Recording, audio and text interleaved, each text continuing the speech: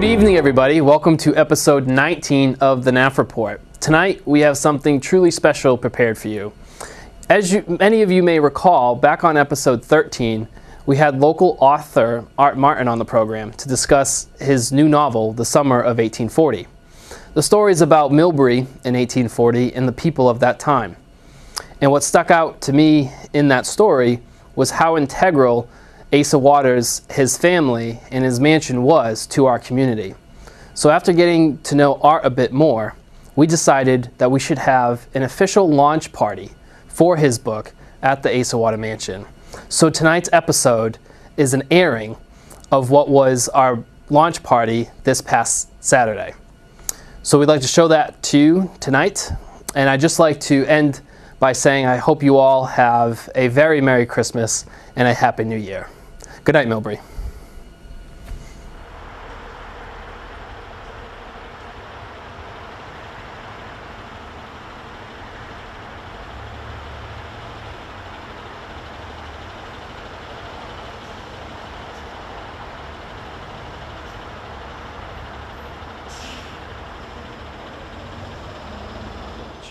So, without further ado, it's my pleasure to introduce Mr. Art Martin.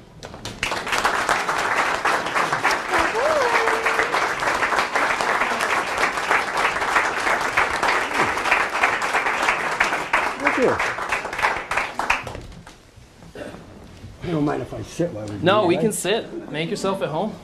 This is 18 minutes, so I'll try not to bore you all for 18 minutes, but it'll be good. So, well, let me just start by saying that this is the room that Lucinda Bixby, who the main character in the book, comes to on Christmas Eve, 1840, to a ball. So this is where it ends in the book, and this is where it begins, my story to you guys. So I want to begin with a quote. And I use this to frame the entire story. The quote from Winnie the Pooh. If there ever comes a day where we can't be together, keep me in your heart. I'll stay there forever. So you take that with you, and as we go through this. Now the story begins in the early morning of July 4th, 1840. It's in a small farmhouse just down the hill from the old common in Greenwood Street now. Lucinda, the main character, is struggling to sleep. The ominous screeching of coyotes interrupts the silence of darkness. I toss and turn relentlessly, hoping to steal just one more moment of sleep. In the distance, muffled sounds of gunshots quiet the howling. Silence frightened me. The scar on my inner thigh begins to burn. It does that when I'm frightened. Sliding my hand gently over my warm belly, my fingers find the scar, caressing it. How will I ever be worthy of love?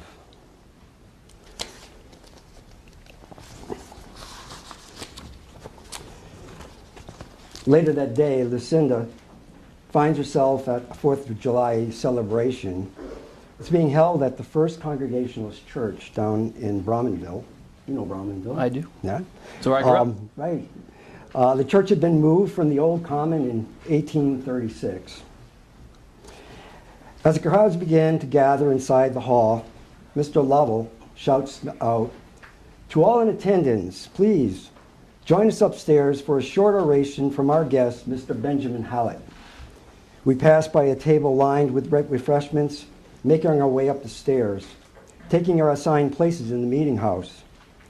Mr. Asa Waters makes his way to the podium and with a political fanfare introduces our guest. I want to welcome you all to this very special celebration of our nation's 64th year. It is with a special honor that I introduce Mr. Benjamin Hallett, who has prepared an oration promoting the cause of democratic principles, rational liberty, and sound morality. Let us all stand and welcome him with an applause.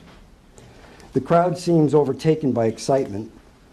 My thoughts are still with the refreshments downstairs in the hall. The politics of the day have become quite difficult for me to embrace.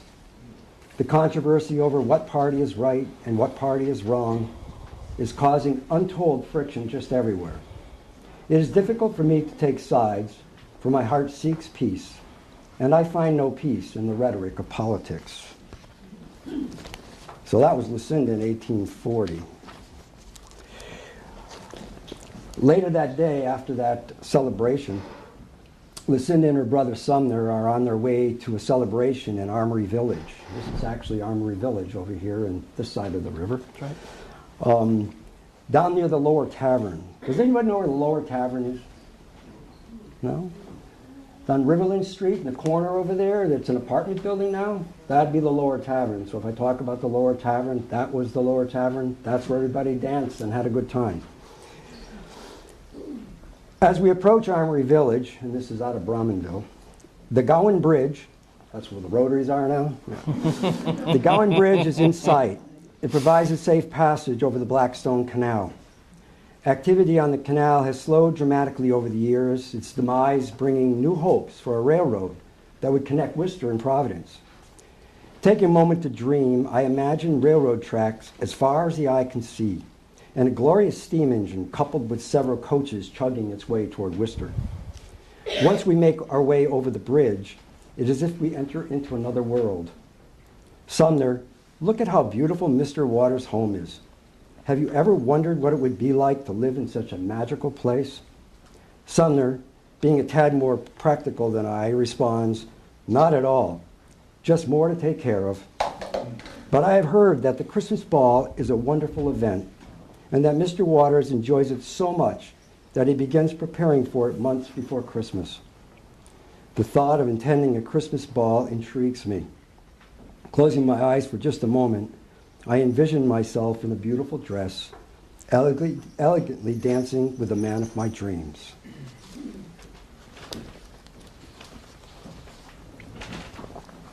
So we're going to move now to Obadiah. That was Lucinda, and it's the opening chapter. Obadiah is the other main character.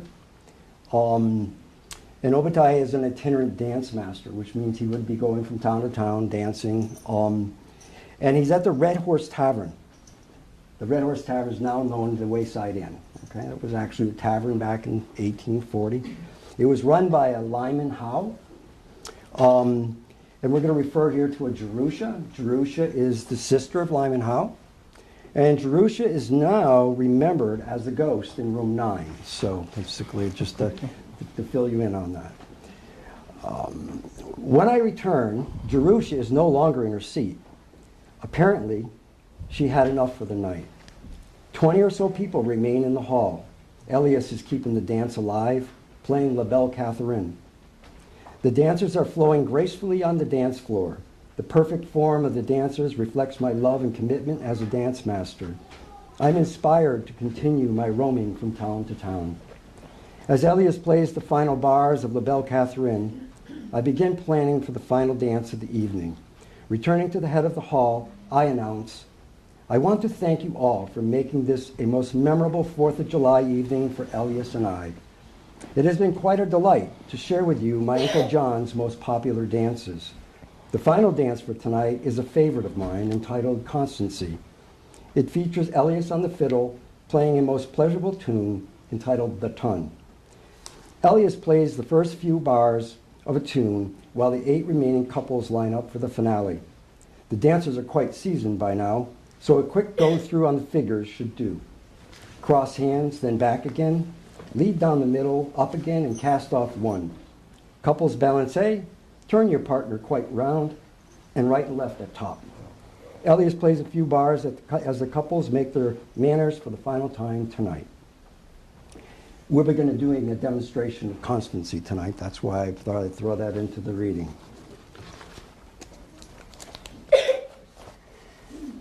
Moving on, it's Friday, August 7th, 1840. We're sitting in the parlor of the Lower Tavern. It's Obadiah. And there's a character, Harriet, who's been inspired by lovely Allie. Where's Allie? Allie?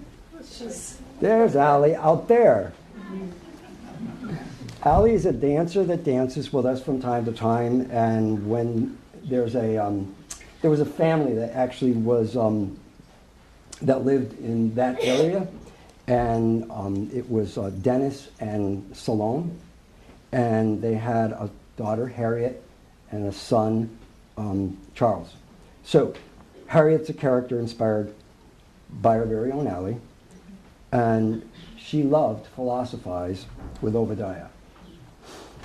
So this is the longest part of the reading, so bear with me. Harriet peeks her head into the parlor, asking Mr. Griffiths, "Are you ready for the dance?" She appears rather animated as she makes her way into the room. Before I have a chance to reply, she continues, "I am." Taking a seat next to me, she continues with a questioning. "Are you nervous?" Again, she answers her own question. "I am." I'm not sure if she's waiting for an answer from me or if these are just nervous questions that she needs to answer for herself. Eventually, she tilts her head and looks inquisitively at me, which always means something is bewildering her. Her sweetness is endearing. "Mr. Griffiths, may I bother you with a question?" "Why, of course, no bother at all." "It has to do with my dancing. I'm trying so hard, but I find it to be so difficult." Her head tilts the other way, her eyes blinking during the transition. "I cannot try any harder." She pauses, finishing her thoughts with, "You are an excellent teacher. What might I do differently?"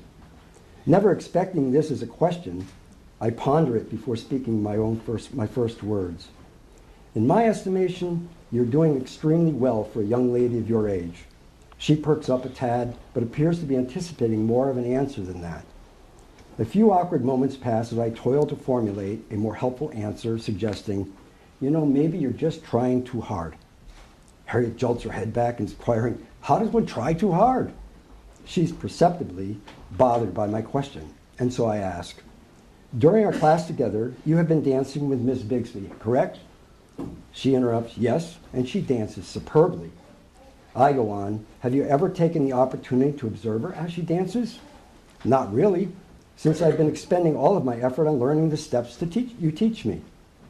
Hoping to relax Harriet somewhat, I tone my voice down, suggesting, "I have had the opportunity to watch Miss Bixby quite closely.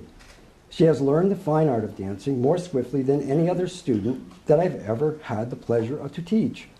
Harriet's attention is immediately captured. I propose, and I think I know why. Harriet's inquisitive nature returns, resulting in the telltale tilt of that head. "Why?" A couple of years ago, while traveling from Providence to Northampton, I met an interesting Oriental gentleman at a tavern in Sturbridge. I was tired and lonely. The traveling had become quite an effort for me. While I had recently decided to make my living by traveling the countryside and teaching good manners and dance to youth, the effort to do so at that time just seemed insurmountable. I had not yet lost Harriet's attention, and so I continue. The demeanor of this gentleman could be summed up at just one word. He was quiet. I went on to explain my dilemma to the gentleman, in particular the effort that was required of me to pursue my goal. Harriet's inquisitiveness takes over. She asks, "And so what does this have to do with me learning to dance?" I smile and respond, "You'll see." She nods, encouraging me to continue the story.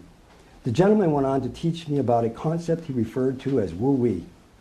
He explained that wu-wee is the cultivation of a mental state in which our actions are quite effortlessly in alignment with the flow of life. I go on to explain, after my encounter with that fine gentleman, my life changed forever. Rather than always struggling to overachieve, I learned to appreciate the moment. I began to embrace the simplicity of things, allowing myself to relax, to excel naturally. "Mr. Griffiths, I do not mean to be impolite, but what does any of this have to do with me learning how to dance?" "Harriet, when Miss Bixby dances, she dances as if she is being moved by the Holy Spirit. Her eyes are in a trance, her posture is elegant. She moves upon the dance floor as if doing so without any effort at all." I have Harriet's attention again. "Miss Bixby appears to invite her natural instincts to move her, rather than extending all of her effort on controlling her own moves." Harriet's sudden expression of understanding is a relief to me. She replies, "Maybe I'm trying too hard." I respond immediately, "Exactly." There's a moment of silence between us. I continue, "Miss Bixby and I will be performing an opening minuet this evening. I want you to watch her intently. Watch how she is taken up by the moment, how confident she is in her moves. And then I go on, and then when it is your time to dance, do so without much effort. Relax and invite the music to move you. Thank you, Mr. Griffiths. I will try hard not to try so hard. She smiles, realizing her contradiction. I'm truly excited to watch you and Miss Bixby dance tonight. Later on that evening, in the tavern, Obadiah nervously introduces the opening dance. With the dead silence comes a wave of anxiousness. I become concerned. Is Lucinda ready for this? Fear becomes apparent with the sweating of my brow. Obadiah had taught Lucinda how to dance the minuet in about 3 hours, so there was apprehension. I continue. Many thanks to our musicians for this evening, Mr. Elias Howe from Framingham and Master Little Jim from Sutton. Lucinda is standing next to Elias and Little Jim. She appears relaxed and prepared. To open, I have asked Miss Lucinda Bixby to accompany me in demonstrating the art of dancing a minuet, to be followed by a dance demonstration performed by the ladies and gents who have spent their valuable time studying the art of dancing over the past 3 weeks. Lucinda approaches, wearing a most confident and inviting smile. Her curls are bouncing in concert with her elegant steps. My heart fills with joy. She takes her position facing the audience and with grace moves her arms fluidly into position. The music begins. I remove my hat and lower it to my side. I turn to look at Lucinda. Her eyes are delicious. I extend my right hand to her. She delicately places her left hand in mine. The dance begins. Lucinda's movements are heavenly. Throughout the performance, Lucinda's expression remained inviting. Her eyes are fixated on mine, her body flowing with the music as if one with it. When the music ends, Lucinda tastefully removes her hand from mine, both of us turning to unison to face the audience. There's a look of awe shared by everyone, and in particular, Harriet is standing with a look of astonishment. It appears that she has affirmed the topic of our earlier conversation, and when she recognizes me gazing at her, she smiles and nods her head. The evening was complete success. The students performed their dances flawlessly, and then the parents joined in, keeping the floor alive until nearly midnight. The baked goods provided by Salome were delicious, and I had a chance to kick up my heels a bit. As guests began to leave, I take my place at the doorway. Lucinda joins me in wishing everyone a good night. Adelia is Susan and Asa's daughter. She was 20 years old at the time. Adelia approaches, announcing she has exciting news. Before she is able to divulge anything further, her mother, Susan, offers, Obadiah and Lucinda, you danced the minuet together superbly. You might know that Asa and I put on a Christmas ball every year. It is held on Christmas Eve at our home. We would like to extend a personal invitation to the both of you to join us. Lucinda immediately turns to me. The look on her face is precious. Her eyes are twinkling with anticipation. I smile, extending my invitation to her. Would you be so kind as to join me on Christmas Eve for a Christmas ball? I'm not quite finished with my invitation when Lucinda answers, I would be most pleased to do so. Turning back to Asa and Susan, I confirm our mutual interest. Thank you for your invitation. Lucinda and I would be most delighted to attend. Okay, 2 more short pieces. I wanted to put in a journey back through Douglas. I live in Sutton now. I used to live in Millbury in the little house that's down from the lower tavern. I restored that home, and then I moved to Sutton and restored another home. And the barn at my house in Sutton was dated in 1840, so I thought I'd have them go and raise the barn. So this is Obadiah coming back from Providence, where he lived, where he was attending to his mother, who was deathly ill. The journey back to Millbury is quite pleasant. The temperature is surely 50. The sky is a clear blue with only a few scattered clouds. The trees are mostly void of their leaves, although the oaks appear to be holding on to theirs, as it is quite usual for this time of year. I arrive in Douglas at nearly 4. I should arrive at the tavern in plenty of time to prepare for the dance. I have not heard from Elias, and it would be a pleasure to have him accompany little Jim. The pupils hardly need my instruction any longer, and I anticipate the opportunity to dance with Lucinda. The thought of seeing her again causes a tingling sensation to run through my entire body. Jasper maintains a steady trot, assuring my arrival to the tavern before 5. The closer I get to my destination, the more excitement builds. My journey to the tavern takes me past the Hutchinson's house. The barn was raised in the summer, is now complete. Stephen is sitting on the granite stone that serves as a step to the front door. I wave as I pass by, taking a right turn onto Millbury Street.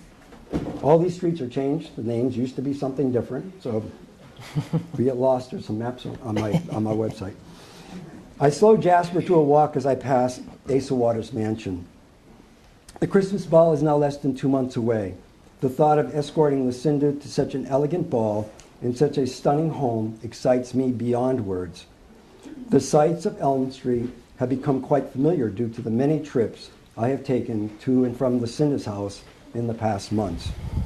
Turning onto Union Street, the journey to the lower tavern is nearly over. As I get closer, I see that Charles is sitting on the steps to the porch. Beside him, a pan of oats and a bucket of water. He sees me, standing tall, he begins to wave. Harriet is there as well, standing on the porch, waving enthusiastically. The warm welcome nearly moves me to tears. It is good to be back. And then in one final reflection, this is Lucinda speaking out later on. I will never forget the sparkle in Asa Waters' eyes when he first laid eyes on me the night of the ball. He was so excited to share the joy of Christmas with me. Asa Waters became ill the following year. He passed peacefully at his beautiful home on Christmas Eve of 1841. All right.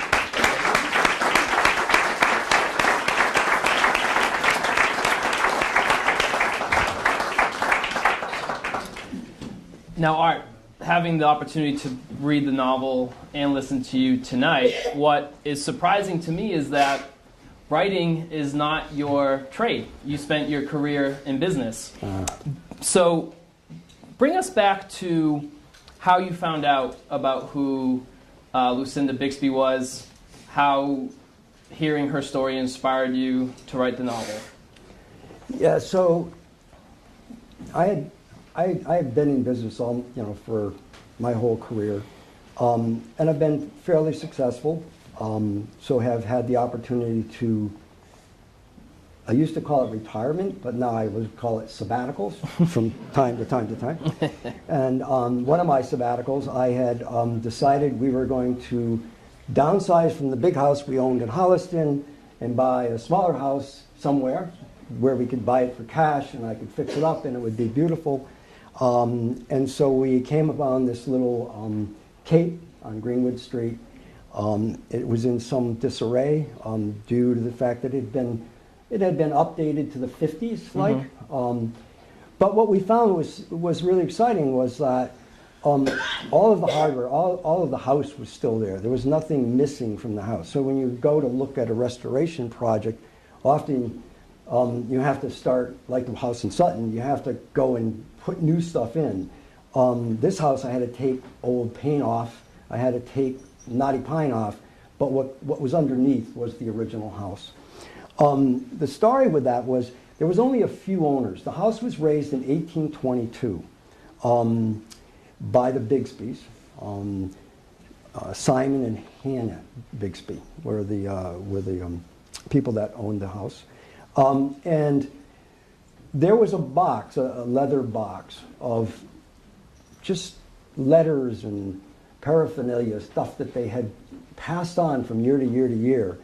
From the Kennedys had owned the house before the Smiths. I think it was the Smiths. I don't know if the Smiths are here tonight. I know we've been back and forth on Facebook.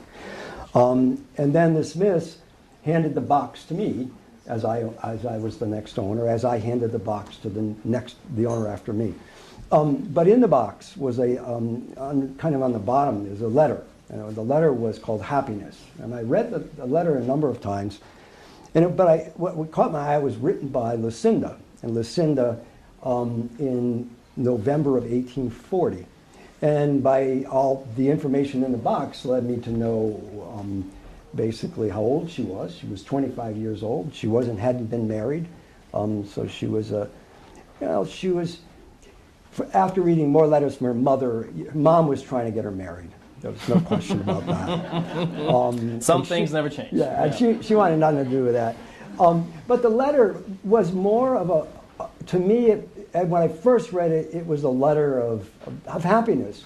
But as I read it, it almost looked like, to me, it ended up being a letter of despair. It was written based on the Matthew 6, I believe, Matthew, the Gospel of Matthew.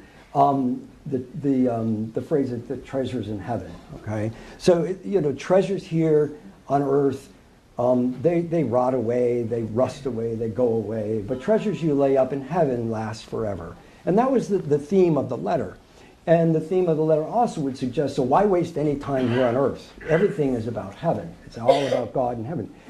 And so I just created this framework around that letter of Lucinda. Yeah. And then I did a ton of history, a ton of research on families and streets and people and Millbury and all of that to try to assemble this letter.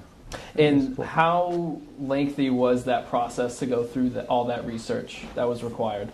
3 years. It took me from start to finish. That's quite a bit. Yeah. It was about 1.5 years of research before I even sat down to start writing. Right. Yeah. And there were real letters between the mother and Lucinda about the Waters ball. Is that correct? Yes. Yeah. So Yeah. it was throughout that extensive research you did. Was there anything that was surprising to you, or maybe stuck out to you, something that you didn't expect to find in those years you were researching? Well, I think as I started to, I work at Old Sturbridge Village. I've been there for 13 years, and I got the dancers here too. And we've always been taught in a town like Millbury, in 1838 or 1840, you wouldn't celebrate Christmas.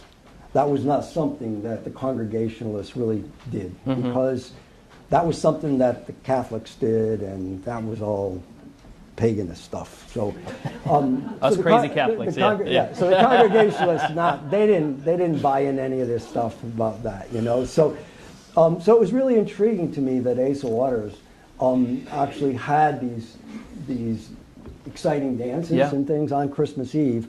And so that's why I really wanted to tie that into the book. And when I was doing my research and found out that it was it was exciting, because I knew I was going to write a book now that if you read it after you learned everything you learned at Old Sturbridge Village, that couldn't take place, but it took place. Right. So it's a good thing. And that ball was the biggest show in town at the time. Yeah. And when you read the book, you really see that the story builds up in anticipation of that ball, and you get the sense that that's how the feeling, the sentiment in town was back then. It was something everyone looked forward to in those times. Yeah.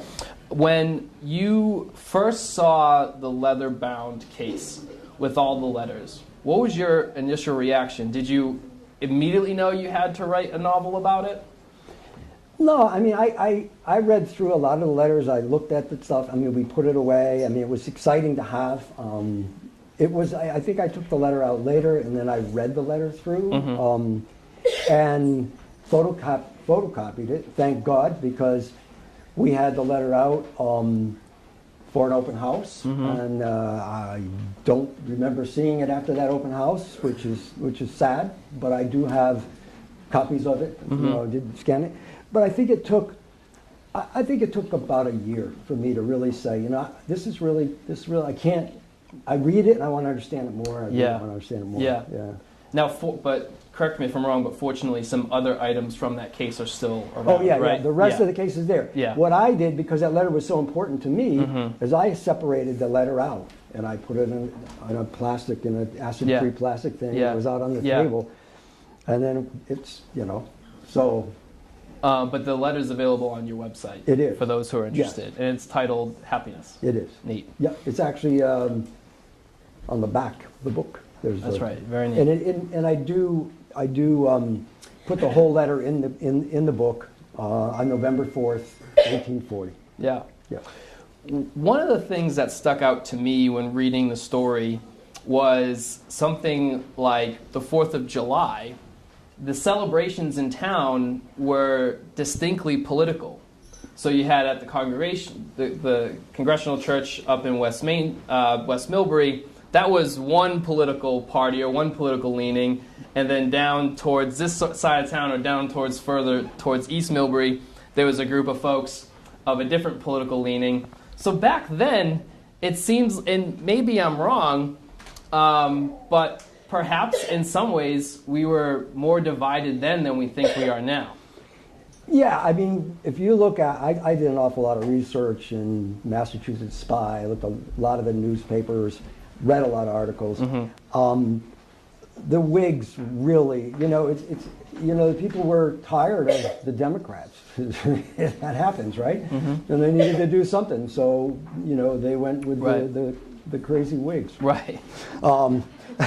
Who were crazy enough to be pretty much done in about 40 years later. Yeah, not even that. I don't, Yeah. Well, Harrison died in about 3 months, but not so lucky.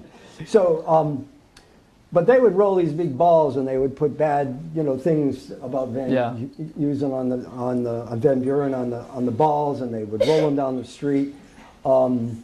And over in the Congregationalist church, with they were talking democratic and mm-hmm. morality, and I go back and look at the book now, and I think the only thing that I would change is I'd probably spice up the first few chapters, because it's really history. It's political history, the first 3 chapters, mm-hmm. And then it moves into a lot more stuff. So. But the political history is real. These are real documents and real people that talked, and so I wanted to really set that up. I mean, I was writing the book during the battle between Hillary and Donald, so that was certainly affecting me, and I wanted to make sure that people knew that, hey, we had Hillarys and Donalds back then too. So and so I wanted to make that clear, and I wanted to use real factual documents to do that, and that can get boring. So, so they were talking morality down the street, and they were rolling balls up the street. Right. Here, Yeah. So, yeah. That stuck out to me. Were there anything else in your research that sort of gave you an idea of how different we were culturally back then as opposed to now? Culturally, from in the town. Culturally, we were in the midst of a industrial revolution back then, and I think that was clear. Although Lucinda lived in the old Common, which was 2.3 miles from here, that was farm territory. There were farms out there, but when you came over the Gowan Bridge. And of course, down in Brahmanville and all that, these mills were all cranking away. Right.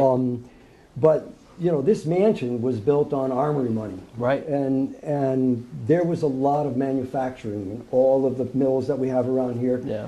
Mr. Waters could sit up in his peer over and see his factory. From his office he could see his office facility. So I think it was an industrialist town. Right. And now it's a service town more than it is an industrial town. Very more suburban. Yeah. Although we still make, I shouldn't say we, I can't take credit for it, but S&D Spinning makes the string for Major League Baseballs, which is still we neat. got baseball string for sure. Yeah. I would like to open to the floor if anyone from the audience has any questions. Mr. Fox? Listening to you, I was thinking, my goodness, if I lived then, I would love to be able to go to this party. So number one, was it open to anyone? I don't think so. All right, so how would you get on the guest list? Being such a you would do a fabulous... Mr. Fox, I think you would be on that list. You would do a fabulous job with a minuet in front of Susan and Asa. And they would say, oh, we would love to have you at our ball because you dance so magnificently. All right, you didn't dance so well. Being a prominent, obviously they knew everybody in town. Yeah. They had business connections, church connections. And I think that's where their invite list would come from. Just like today, you'd get invited if we knew you. So some way you had to distinguish yourself. Yeah. Yeah. Great question. Anyone else from the audience? Don't be shy, we don't bite. So I was curious, the story ends where Lucinda and Obadiah have a lot of life to live. Were you able to find out where Lucinda ended up, what the rest of her story was like? Yeah, I found, actually, I have to suggest that Samantha, where's Samantha? Samantha, stand up for a second because I want to see you. That's Hi, Samantha. Samantha and her father Tom just drove up here from New York City, actually. Samantha was a high school student when I started writing my book, and Tom's a good friend from way back, and said, geez, would you like, and she was doing creative writing in high school. That's where she's going. She's in Wonderful. college now, her second year. How would you like to do a project? So I thought that would be great. Samantha could help me with my project. So Samantha had this great idea, and I don't want to spoil the story, so be careful about that. But she had this great idea that we ought to try to find, no, actually she did the research to find that Lucinda was alive because this took place, the last was Friday, July 23rd, 1909, okay? So she died shortly after that, and this last chapter, which is only a few pages, is a reflection of Lucinda's life, okay? Yeah. So yes, she lived and she was living in Worcester is when we found, and with a cousin, and so so that's she got married to a fella right here in Milford. Okay. I mean Millbury. Yep. In I think a few years after, in 1945, I believe. She didn't bear children, but she had 2 children that were from the previous marriage. And so there's some history in there about her life afterwards. And it's in that whole reflection thing that Samantha helped me put into the book. Any opportunity to connect with relatives of hers alive today, or? Not, I haven't done that yet. Okay. Yeah, I imagine it would be difficult. Yeah. Seeing that you work at Old Sturbridge Village, how much of your writing was trying to think of, especially with you folks doing the dancing and everything, how much was it trying to put yourself in the shoes of those folks at that time? That's the whole story as far as I'm concerned. I mean, when I wrote, and my wife, my sweet wife is around here somewhere, but she used to always, she would get mad because I'd be like in another world. Yeah. I'd be with Lucinda and Obadiah. That would be where I was, and, Yeah. and all the rest of them, and I knew everybody's name, and I knew them. I got personal with everybody.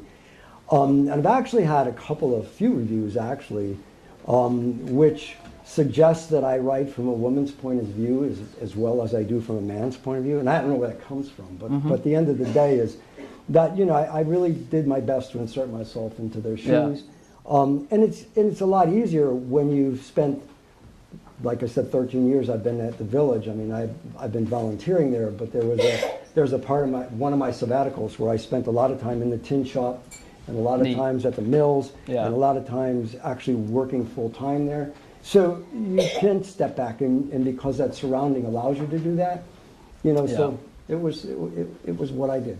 And speaking of Lucinda and Obadiah, when you read the story, the courtship reminded me of George Bailey and Mary from It's a Wonderful Life, sort of that old school, very romantic courtship, which I thought was neat, because you don't always see those stories these days. Right, yeah. I just saw that last night at the Elm Draft House. Yeah, classic. We have another question? Just a quick question. Sure. Is this room that we're in right now, how close is this to exactly?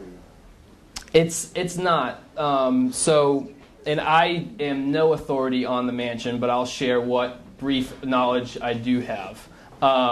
this room was actually divided into three, and you can sort of see that with these columns and how it's divided. And you actually can see it on the floor with the woodwork as well. This was not the grand ballroom. For whatever reason, back in those days, the grand ballroom in big mansions like this would be on the second floor. So today, that room, which was the grand ballroom, now houses the Millbury Historical Society. So this room doesn't have too much of original stuff, for lack of a better term. Where the book signing and refreshments or alcoholic beverages are provided, that's the East Parlor. And from my understanding, and folks who are here with us from the Friends of the Mansion, they could answer this better, but that room has a lot of originality there, including the woodwork on the floor. Does that answer your question? Yeah, sure. All right, wonderful. Any other questions from the audience? Sir. I'm not used to the pronunciation Elias for house. Sorry, I'm used to Elias, not used to Elias. I may be pronouncing it wrong. I think you can do that when you write the book. Yeah. Did you look into whether he was related to the inventor of the sewing machine?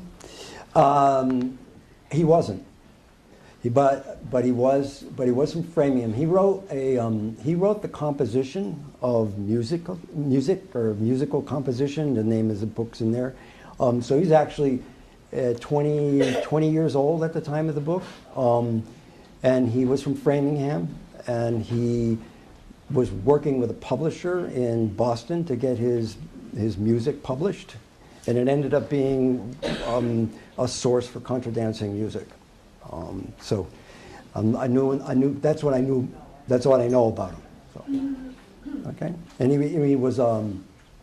he was actually he worked a lot in the fields, plowing and whatever to get his book. And in my book he plays the fiddle, and because he did play the fiddle, and he was going to come out from Framingham to Millbury every week, and then ended up having to go to Boston and to spend more time plowing and making money to pay for his book publication.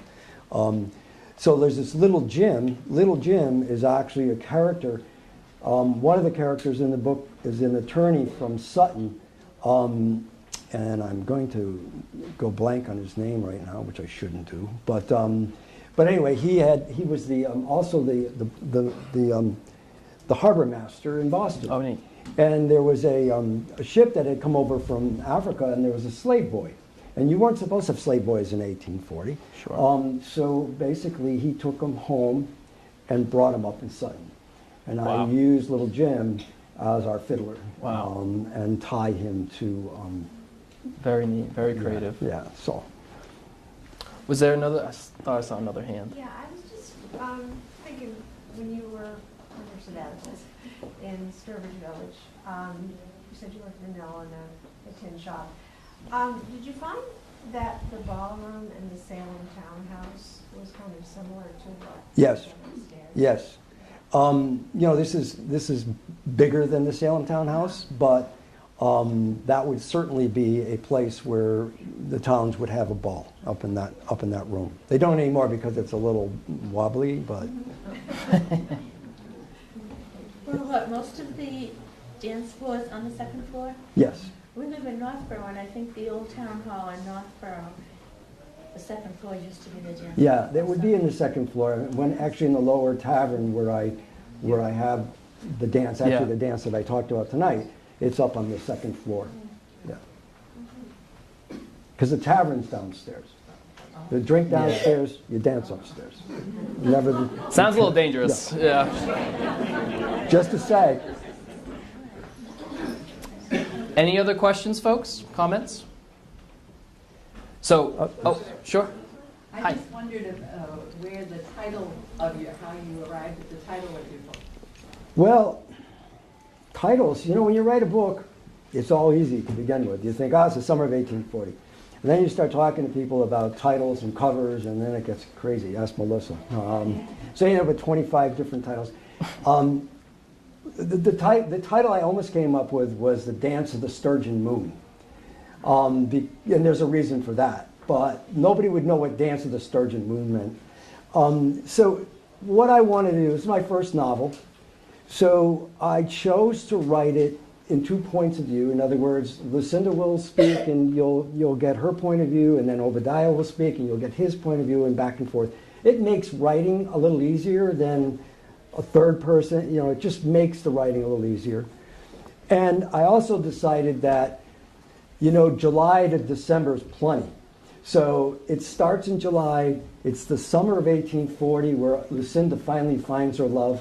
And I'm giving you a little into what the book is about. But so it was the summer of 1840. That's the title. And it was the first title I came up with and the one I settled on at the end.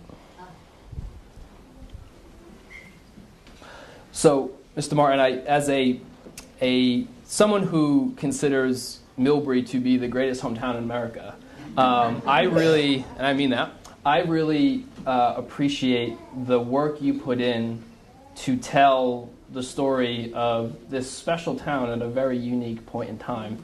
And I think because of your experience, you're uniquely qualified to tell this story. And it's such a pleasure to read. And I highly recommend everyone pick yourself up a copy. It's very hard to put down. So thank you very much. And I hope you all enjoy the story as much as I did. Thank you.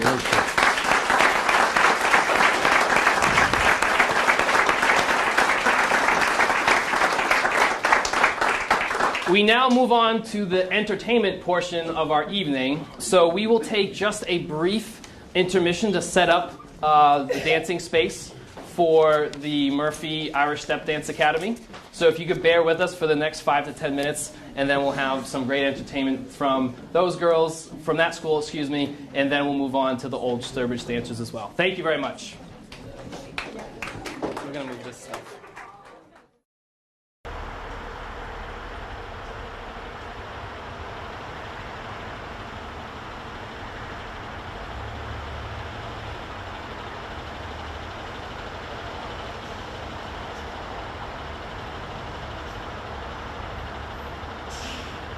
I have everyone's attention once again. It is my distinct pleasure to introduce the Murphy Academy of Irish Dance. For more information, please visit murphyacademy.com.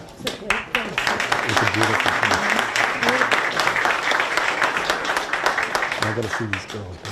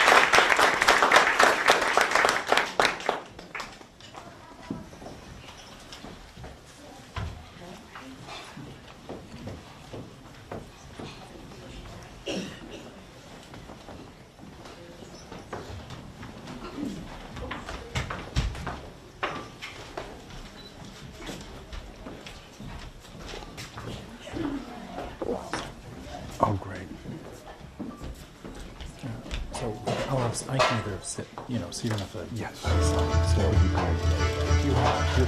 Like a 36 foot. I'll enjoy the show.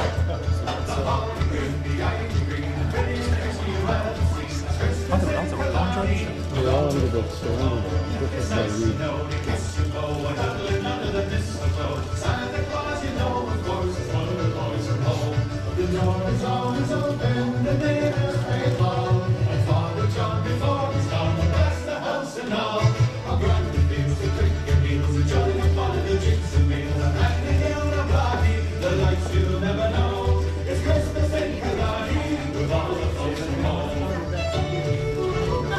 She likes it.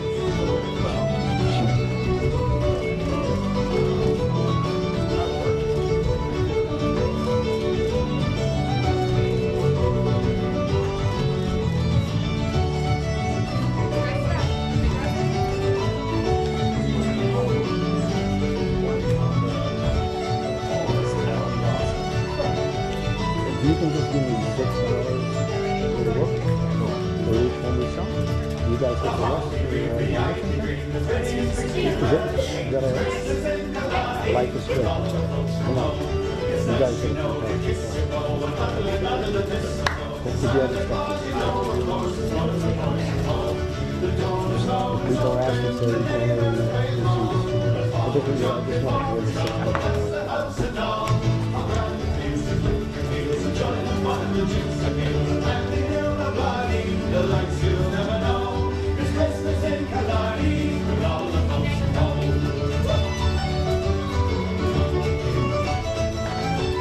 Although I have to give one of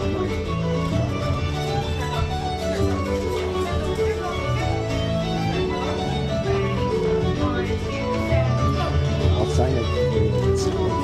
If I wanted to get it before.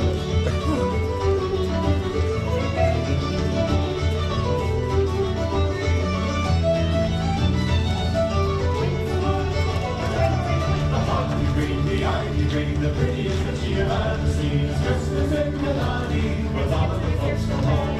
It's nice to know to kiss your beau, cuddling under the mistletoe. Santa Claus, you know, of course, is one of the boys from home. The door is always open, the neighbors pay home, and Father John before he's gone, sets the house at dawn. I'll try to refuse to click your heels and join the fun of the jigs and reels, handing out a body, the lights you'll never know. It's Christmas in Milani. All of the folks from home. It's Christmas in Milani. With all of the folks from home.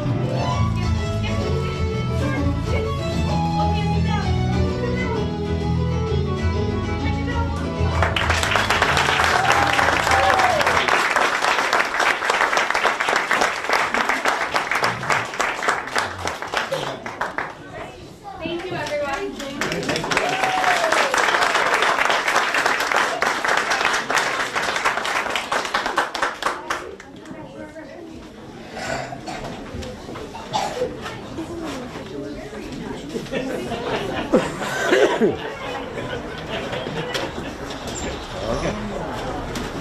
I'm going to play the music for the dancers.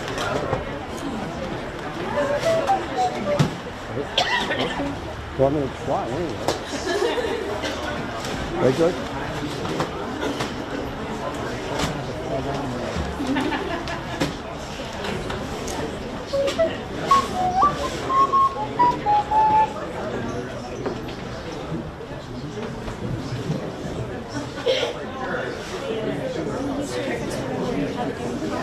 I'm going to, I'll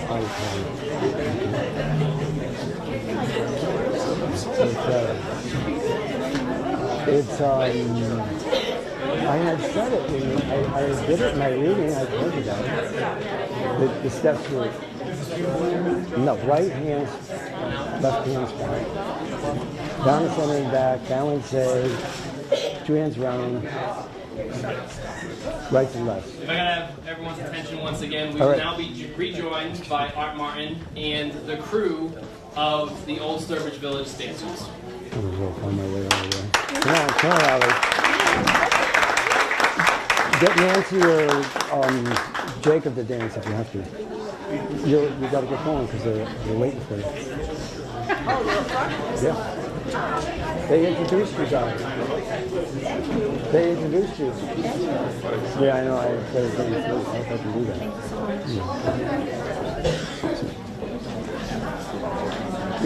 Hi, how you doing? Hey, Jordan. Thank you.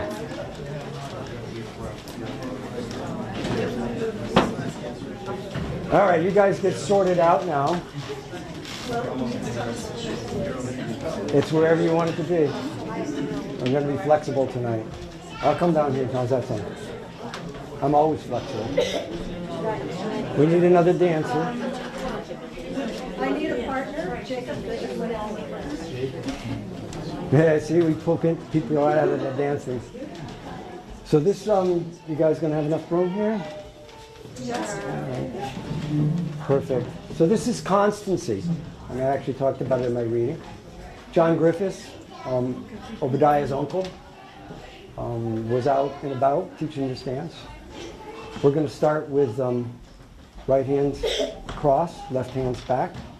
You want to do it? You want to just, so that we get freshened up? Yeah. And then back.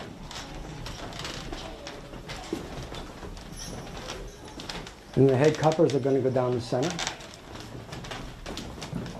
Back and cast off one couple. Second couple move up. Balance A. And two hands round with your partner. And then rights and lefts. I don't know if I can get this flute to work.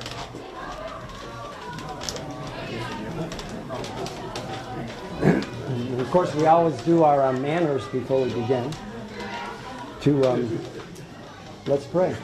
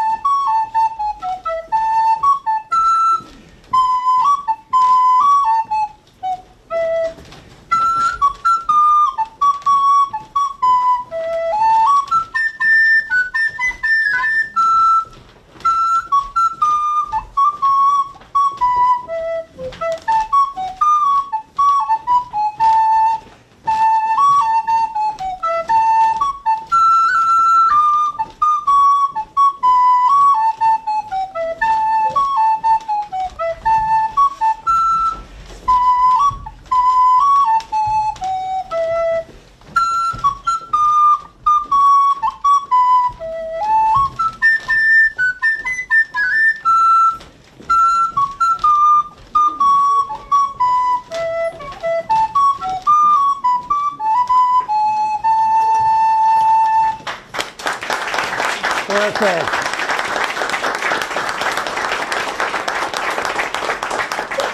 All right, that's it.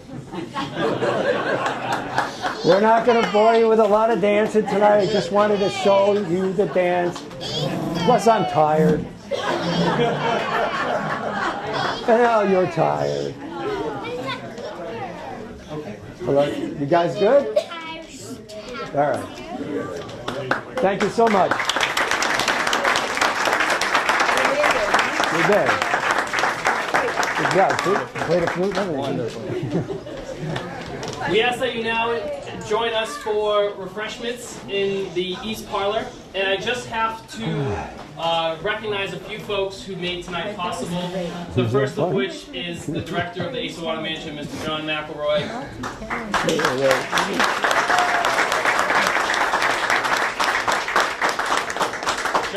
John's relatively new to town, and I really love what he's doing with the mansion. Also, the folks who contributed tonight are the Friends of the Asa Waters Mansion. They are a private organization that raises a considerable amount of funding to keep the mansion running, and they also provided some of the beverages and some of the food tonight. So thank you to everyone with the Friends of the Mansion.